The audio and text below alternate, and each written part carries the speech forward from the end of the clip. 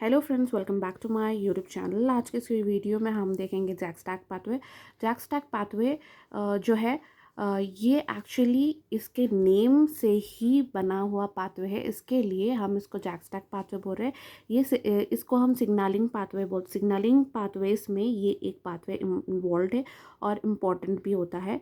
तो हम यहाँ पर देखेंगे पहले इसका इंट्रोडक्शन कि एक्चुअली ये पाथवे किस चीज़ से इन्वॉल्व है, एंड अगर ये पाथवे अगर नहीं बनता है या फिर इसमें कोई डिसऑर्डर होता है तो क्या चीज़ हो सकती है, इसके क्या मेन कंपोनेंट्स है और कितने स्टेप्स है, ये सारी चीज़ें हम डिटेल में देखेंगे। तो watch video till the end, तो आपको समझ आएगा। जब पूरा आप वीडियो देखेंगे तो आप इसको अपने खुद के ओन वर्ड्स में लिख सकेंगे।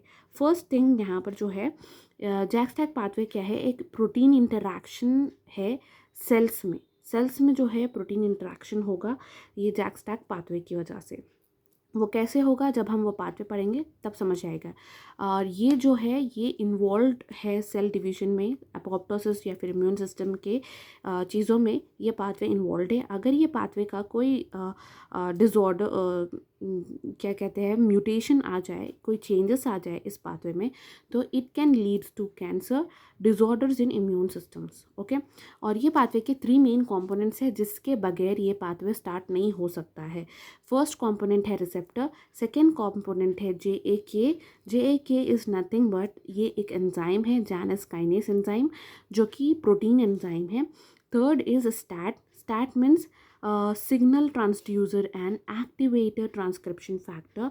ये आपको लास्ट में समझने आएगा क्यों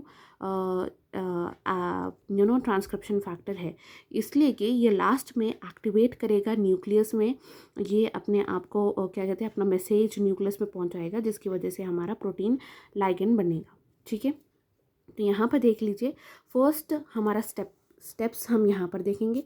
फर्स्ट स्टेप जो है लाइगेंड बाइंडिंग स्टेप है। टोटल 7 स्टेप्स में हम इसको कवर करेंगे। फर्स्ट स्टेप है लाइगेंड बाइंडिंग स्टेप। तो यहाँ पर जो है EPO ligand binding binding protein है, जो कि एरिथ्रोपोइटिन प्रोटीन है which involve in the red blood cell production. ठीक है, तो ये जो है साइटोकाइनिन रिसेप्टर को बाइंड करेगा। जैसे ही ये साइटोकाइनिन रिसेप्टर को बाइंड करेगा, ये डाइमराइज करवाएगा। किसको डाइमराइज कराएगा? साइटोकाइनिन रिसेप्टर को डाइमराइज कराएगा। तो फर्स्ट स्टेप में है लाइगेंड बाइंडिंग स्टेप। वहाँ पर वो लाइगेंड बाइंड हो रहा है और डाइमराइज करवा रहा है साइटोकाइनिन रिसेप्टर को। फिर जैसे साइटोकाइनिन रिसेप्टर डाइमराइज हो रहा है, ये सिग्नल ट्रांसफर्ड करता है और JAK2 को एक्टिवेट करता है। JAK2 क्या है? JAK2 एक एंजाइम है, प्रोटीन एंजाइम है, जो कि कंट्रोल करता है RBC के प्रोडक्शन को। ठीक है, रेड ब्लड सेल्स के प्रोडक्शन को कंट्रोल करता है, जो कि बोन मैरो में होगा। ठीक है, फिर सेकेंड स्टेप होगा JAK2 एक्टिवेट, जो कि एक्टिवेट हो चुका है। थर्ड स्टेप होगा फॉस्फोरिलेशन।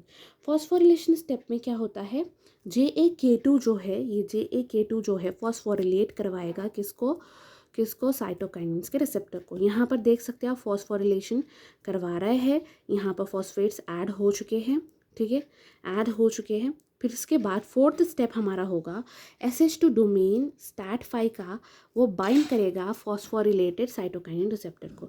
तो यहाँ पर आप देख सकते हैं फोर्थ स्टेप में मैंने डाला है कि SH2 डोमेन STAT5 इस तरीके से होते हैं, और ये जो है जाकर बाइंड करेंगे फॉस्फोरिलेटेड साइटोकाइनिन के रिसेप्टर से।